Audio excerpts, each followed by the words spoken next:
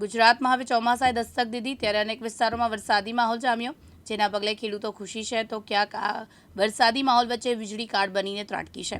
છોટાઉદેપુરમાં વીજળી પડતા એક યુવાનનું કમકમાટી ભર્યા મોત થયું છે। છોટાઉદેપુરના ઊંચા પાનમાં વીજળી પડવાથી યુવાનનું મોત થયું છે તો અન્ય એકને ઈજા પહોંચી છે। એક ભેંસનું પણ મોત થયું છે। ઊંચાપાન ગામના યુવાનો કોલિયારી ગામે કૂવાનું બાંધકામ કરી રહ્યા હતા। અચાનક વીજળી પડતા સંજયભાઈ રાઠવાનું ઘટના સ્થળે મોત થયું છે, જ્યારે અન્ય એક યુવાન દાઝી જતા સારવાર માટે હોસ્પિટલ દાખલ કરવામાં આવ્યો છે। અલ્તાફ મકરાણી, દિવ્યાંગ ન્યૂઝ, પાવી જેતપુર, છોટાઉદેપુર। સલારથી અસહ ઉકળાટ અને બફારા બાદ જૂનાગઢના વિસાવદરમાં વરસાદનું આગમન થયું છે। વિસાવદરમાં ગાજવીજ સાથે વરસાદનું આગમન થયું। સવારે વાદળછાયા વાતાવરણ બાદ કડાકા ભડાકા સાથે વરસાદ તૂટી પડ્યો।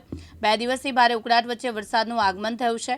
શહેરના રસ્તાઓ પર વરસાદી પાણી ફરી વળ્યા છે તો આતુરતાથી રાહ જોયેલા લોકો વરસાદના આગમનથી ખુશીની લહેર પસરી ગઈ છે। જૂનાગઢ શહેર સહિત સમગ્ર જિલ્લામાં આજે ભારે ઉકળાટ બાદ જૂનાગઢના વિસાવદરમાં આજે કડાકા ભડાકા સાથે જે વરસાદ વરસી રહ્યો છે।